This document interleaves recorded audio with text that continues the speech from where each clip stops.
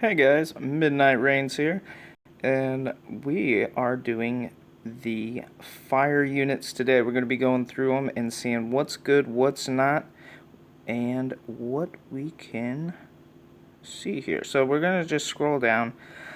A lot of these are fodder units, or units that we won't really use ever in the game.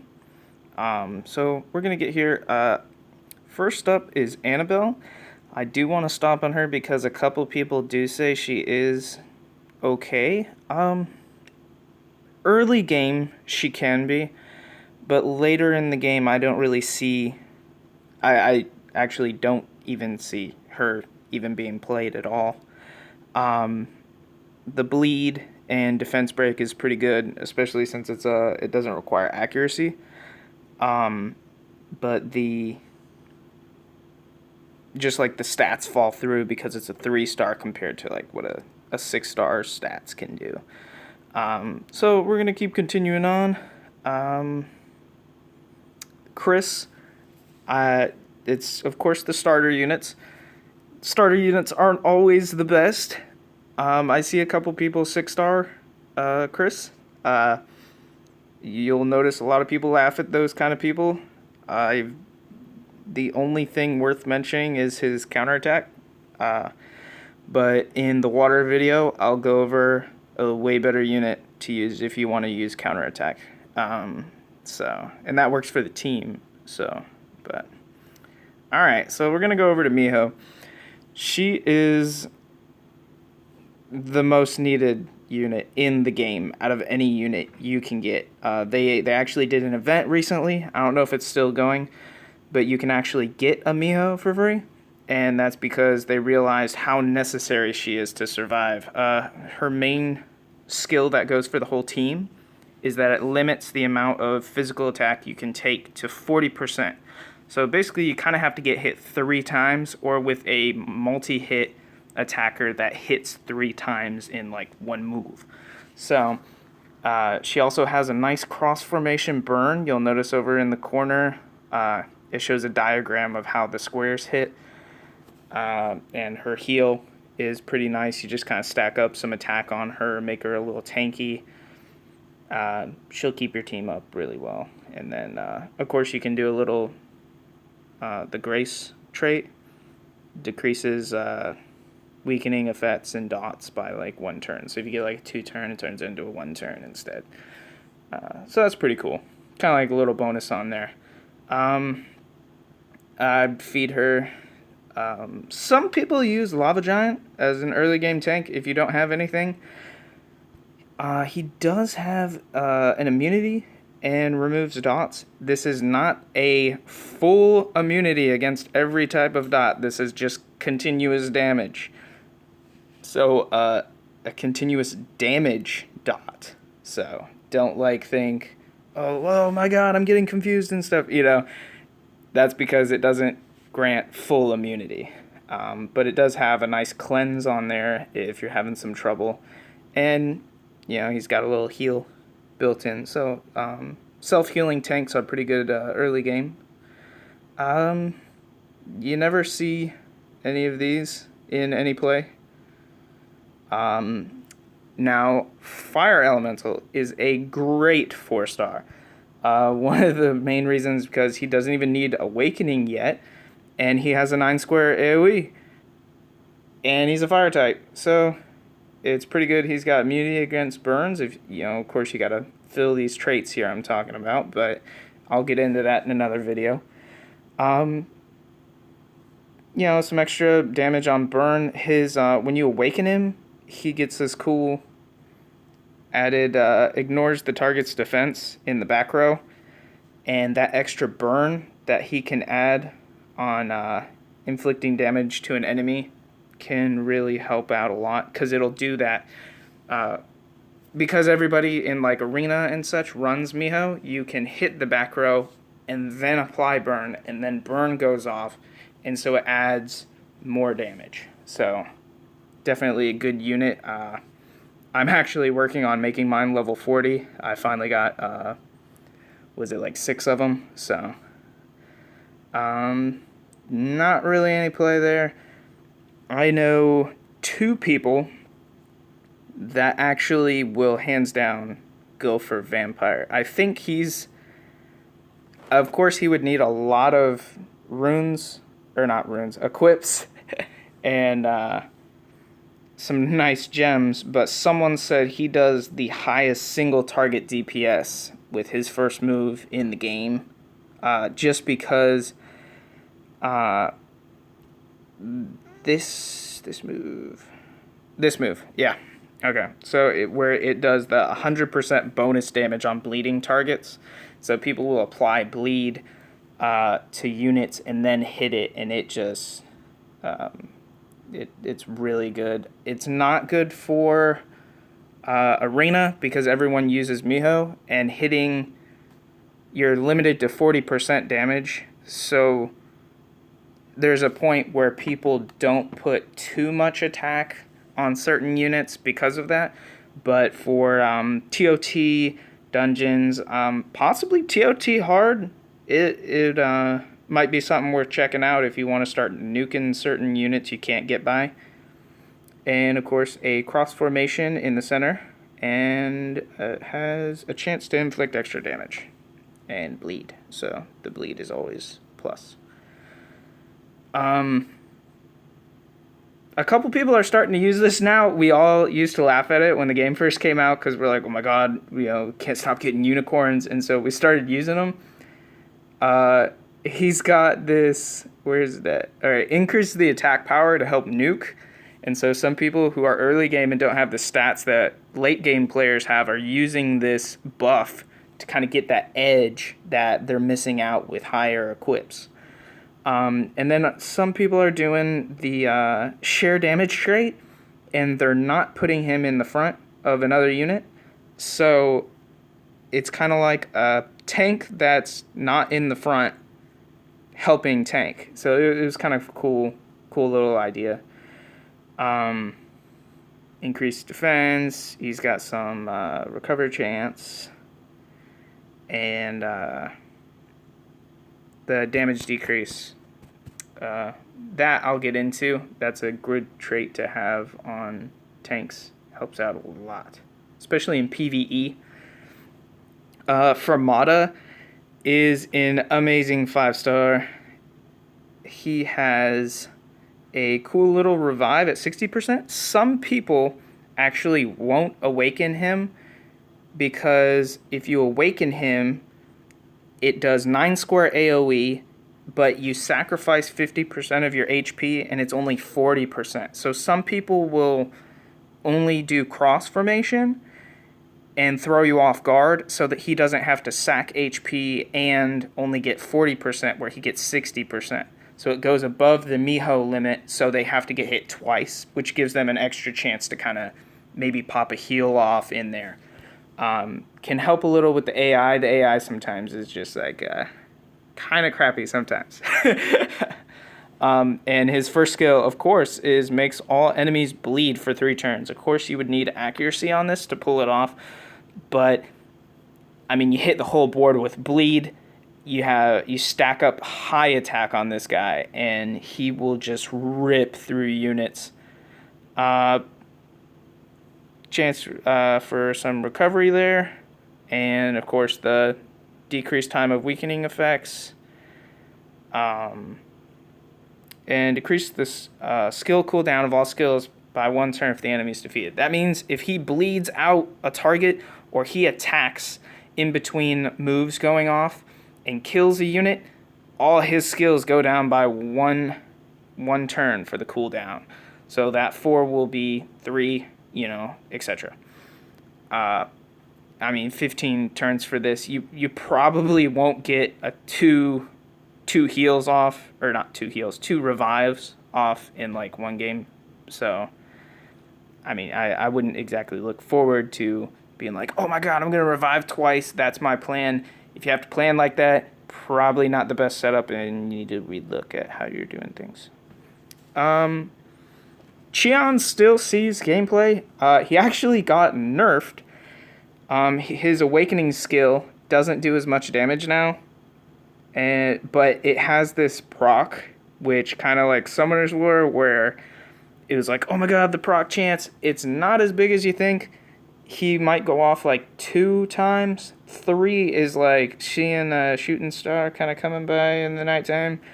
But when it does go off 3, I mean, say goodbye to your first row. The cool thing is, let's say he does get 1 kill off, or with his single target attack, where it can burn the enemy. Even if it burns the enemy while he does that, he will attack again with not a skill, but a regular attack. So just kind of clarify, I get that question a lot. So he just kind of attacks whoever's in front of him with a regular standard attack. Penetration is something that's starting to see more play because it goes through all that armor and everything. Some extra bonus damage. Yeah, pretty cool.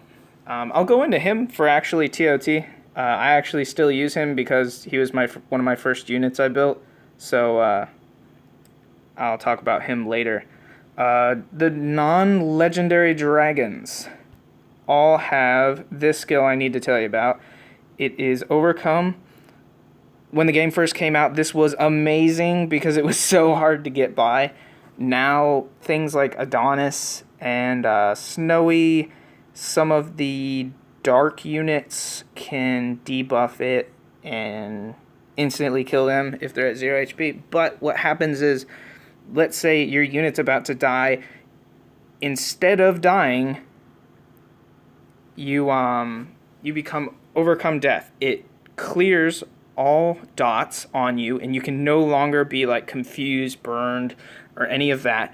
And for 2 turns, he can't die. So what you do is you don't put any speed on him because you want him to go as slow as possible and just tank damage. Another cool thing about this is that I think all of them have like a 9-square AoE nuke where they don't need to be awakened. So if you pull this as one of your first units, pretty good. If you can get him to start nuking stages. I'll go about that in farming. That's really good to have for that 9-square AoE. He's also got like a little attack with a burn chance on it and to inflict some extra damage on burn targets. So pretty decent. Red Dragon is the worst out of all of them, just saying. But early game might not be something to pass up. Okay. Fire God. She has potential, in my eyes. I think down the road, if they redo this attack she's got going on and not make it or less than 2, which is pretty lame, you might start seeing her in some play because she has this skill, and it decreases the skill cooldown of the largest skill cooldown above any unit. So whatever has the highest skill cooldown right at the time, when you hit this, becomes nothing, basically. In addition to that, the one it does gets an attack power increase by 60%. So if you did some like insane nuke or some insane play, you hit this, you can use it again and have a 60% chance, or not, 60% bonus increase to that attack power. So it'll nuke even harder the second time, which can be pretty devastating for some units. Her last heal ability is pretty cool. Recovers the HP of an ally with lowest. I might start trying out certain stuff like that. Some units have that. It's pretty cool. Kind of like a don't nuke me, or it'll start like healing off units, you know. Immunity against burns, pretty helpful.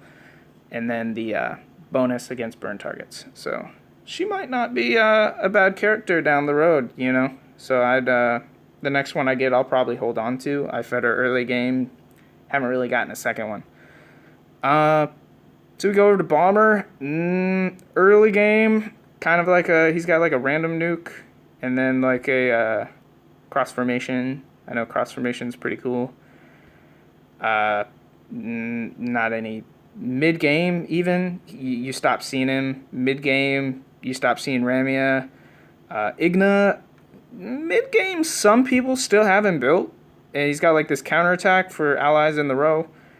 And then does a little recovery and defense break, front row. Counterattacks, the enemy misses. Yeah, that's about it. The confidence thing might not be something to overlook there because of the damage decrease. But I mean, there's a water unit that is way better than that. Who's a tank? Giant sword. Early game, we thought he was amazing. Turns out he's kind of crappy. He never fell through with doing much. After the first month of the game, everyone stopped using him. Gonna switch over real quick here to Notorious. I know a few people who actually use this guy. They say he's pretty good. He's got a team trait, and so it's kind of like a little 50% bonus on hitting certain units. He has a defense break. Defense break in this game is not as good as Summoner's War. I know a lot of people. I played Summoner's War for over 2 years. I thought this was going to be like it. This was the unit, and it is not. It wasn't as good as I thought, but it is pretty good, and not to be overlooked. Possibly like TOT hard or something. Maybe farming. I know 2 people, I think, that use him in arena. So he's got potential. A lot of people use Haya usually for like nest or for he kind of got out of arena, or she, I guess. She had this attack that had like a stun on it, and her main thing people use is it increased the defense of her column and row, and does a heavy recovery, which is nice. But what they mainly use her for is if you're attacked by the same unit with more than once, it does this damage decrease rate. Now, if it attacks and then next turn attacks, that's not attacking consecutively. It's like it does a move that hits more than once with one move. And so it makes like all the damage one, basically, when you end up stacking up so much defense on her. And she's got a trait that gives her extra defense for all the each grade of equipment. So if you have a 5-star piece of equipment on each of these, times that by 4, it stacks up. So, it gives you a little bit extra on there. That's mainly what helps get her to be tanky. Moving over to Mirai. I love this unit. I use her in TOT hard. You can use her in arena. She does really well. She does good in, fort, mines, pretty much anything but nest. Dots don't exactly do very well in nest. So she has this insane make the enemy burn with 50% chance when all allies attack. And then it increases accuracy by 75% chance for all the units. Crazy. That increase of 75% accuracy is not just for this move. That's this, and any other move you do gets that ACC bonus. So pretty awesome when setting up some plays. Making the enemy burn when all allies are attacked. So when you attack and then when you're attacked, the moves kind of complement each other. So it's like, okay, if you hit me, you get burned, and then when I hit you, you get burned again. So it stacks up pretty quick if you don't have immunity on. Blur, very good trait to have. And then the other one is counterattacks if your tribute is superior to the enemy's. So if a earth type hits her, she will counterattack back with a regular hit. But if you have these on, let's say you get hit and she has the hit by a earth type, she has the counterattack, she'll hit back and has a chance to burn the target if you have that up. So that kind of stuff, you get into these plays where they start, everyone strategizes differently. So it's pretty cool. I want to say Isotar. I'm probably butchering it. I'm American, so I don't have an excuse of my language barrier. But I call her Little Red Riding Hood. She is amazing. She has, there's one of each of these, and they're like these little assassins, I guess you could say. They all have this trait. This trait is awesome. Early game, you will be like, oh my god, she's so crappy. And then when you can get these speed runes that give you like 500 to, 900 speed and more, she starts putting out this massive damage. And this trait allows you to go first, even if your opponent has a higher speed unit at the start of the game. So that first attack is pretty cool.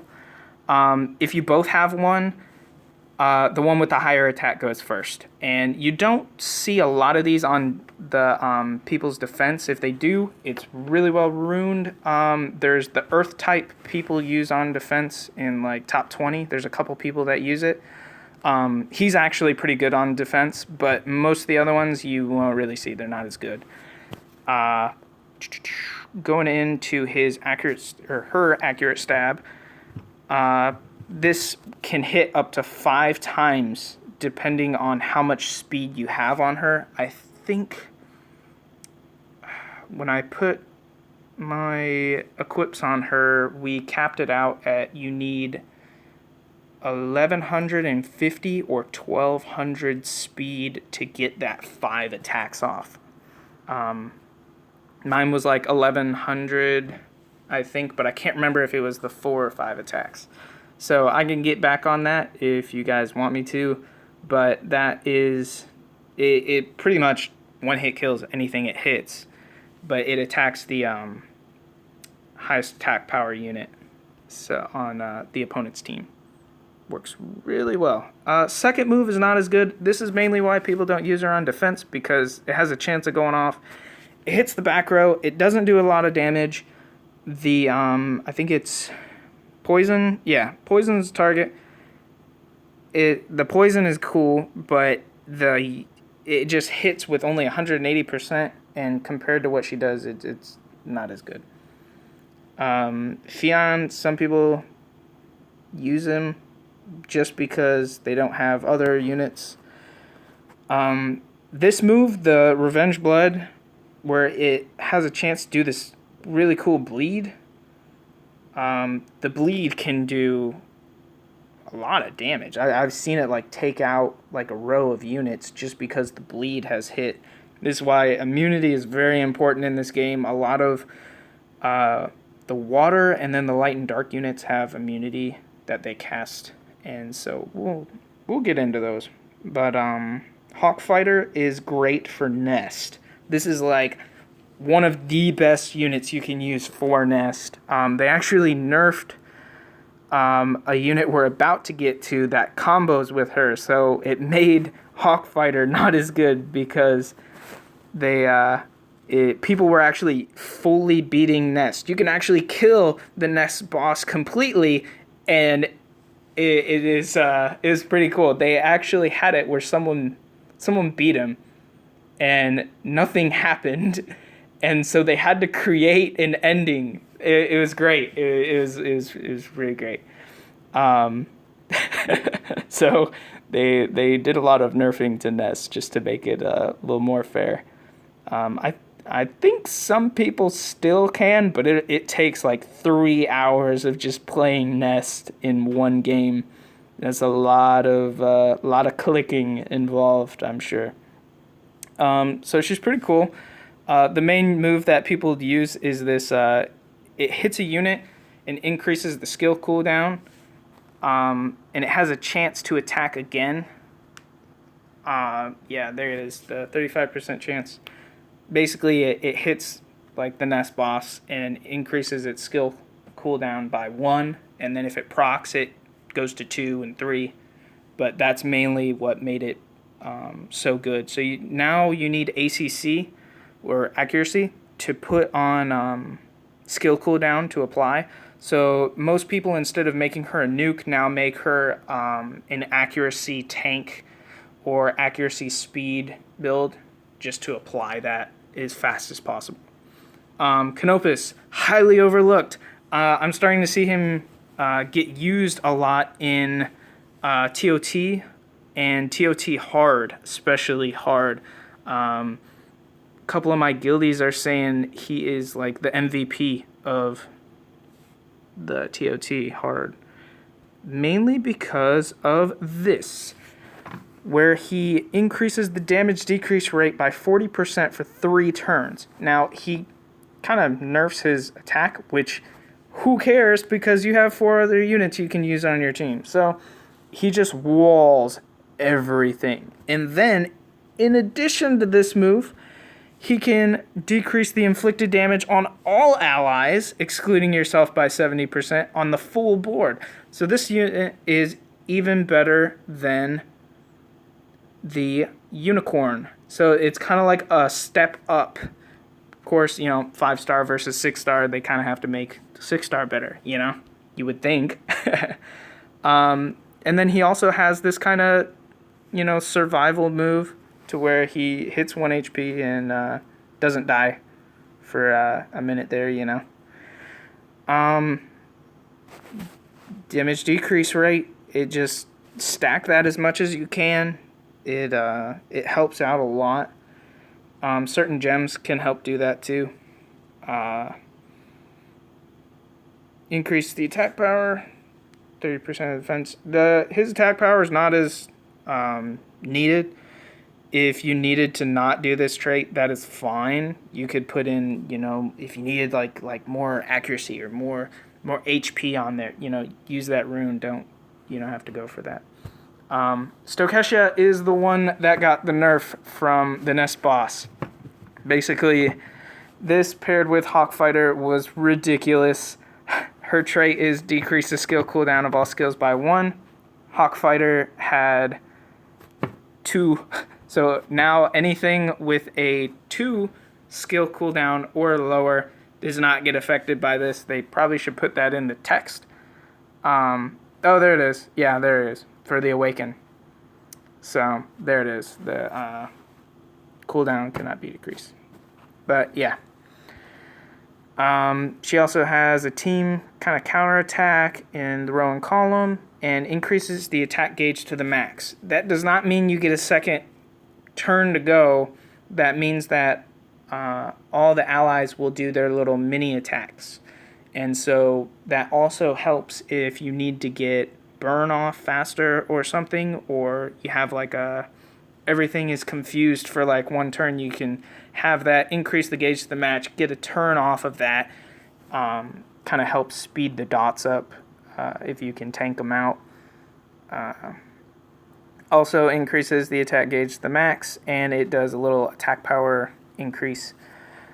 Pretty cool. The shield, I've actually seen save some people. I was like, whoa, it comes out of nowhere, and they get a little shield, help them from an attack. That actually works against skills. So if I hit with a nuke and it has that shield on it, nothing. So pretty cool unit. I've actually seen them in Arena too, mainly for Nest and TOT hard.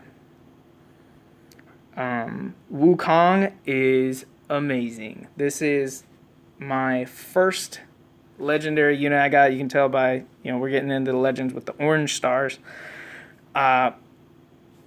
He actually got, it was a buff and a nerf at once. This unit hits the back row now, and it does pretty cool. It can decrease the accuracy by 75% for 3 turns with a 100% chance and inflict some additional damage, possibly. Instead of hitting 5 times in cross formation, he now hits 3, but the damage is only lowered a little bit. It's not a lot of nerf, but what makes it better is that if no one is in cross formation, he hits all 4 corners. And that was like the thing where we were like, oh yeah, lower the damage a bit. That's fine. Like, able to hit all 4 corners now is awesome. So you take out cross, he now has a purpose when people avoid cross formation. He can increase his evasion rate in proportionate to his HP lost, which is actually really good. Decreasing the skill cooldown of all skills by 1 turn. This is what makes him such a great nuke, because you can go in, nuke mid, go to the next floor, nuke mid again. You will not have that 4-turn cooldown if you hit with criticals. So a lot of people stack up like at least 50 to 60% more if you can, so you can be sure to get all those hits. Now, it's not the 3 hits that he does count.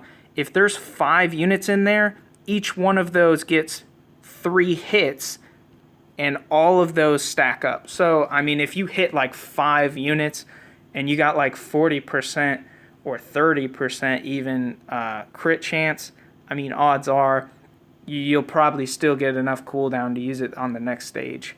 Another cool thing is the counterattack.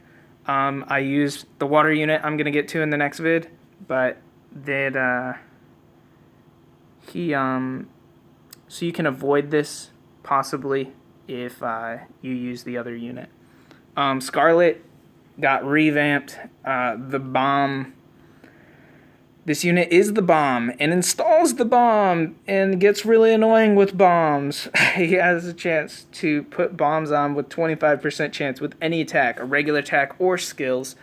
And it explodes after 1 turn now, which if you get a bomb on your units, you have to have blocked it with immunity, or you have to get it off then and now, because that thing blows up and it literally goes through Miho's 40%. So it can instantly kill like any unit. It's pretty crazy. She's got some nice nukes and some extra chance to burn, which on top of the bombs is like, okay.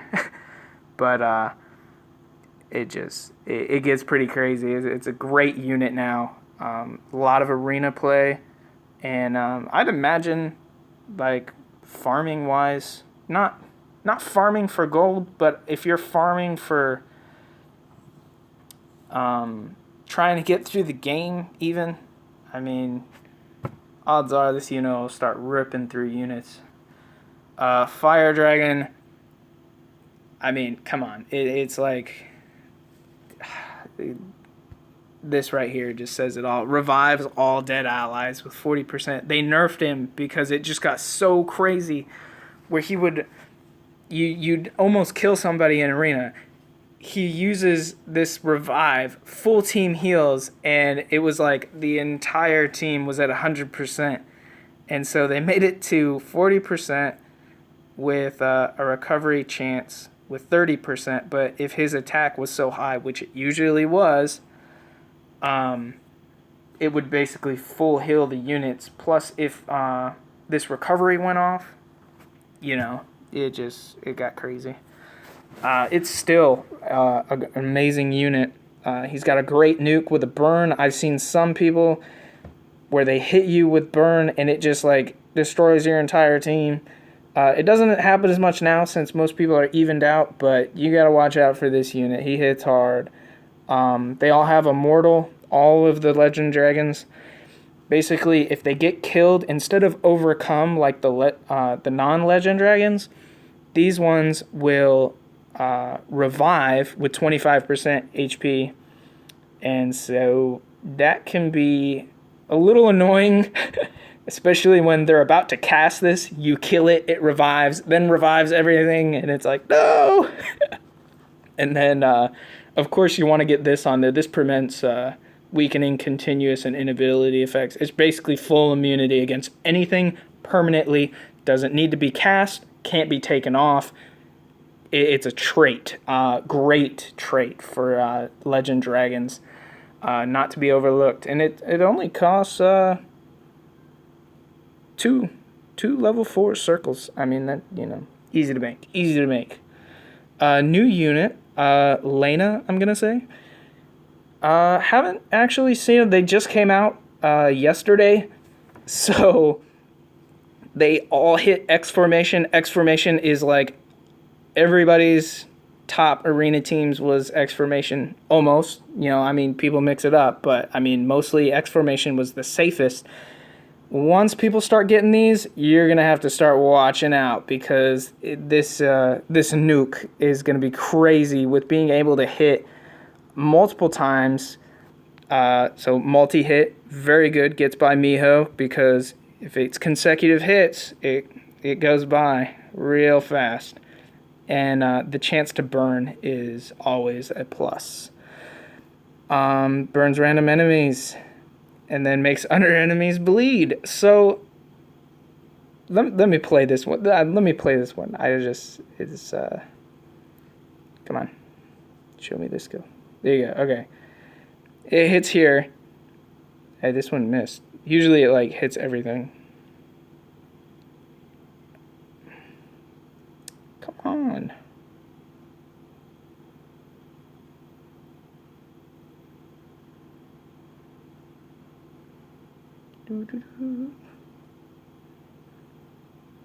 It usually goes up. There you go. Well, it had the critical burn, but there you go. Burn and bleed. The chance to hit both of them.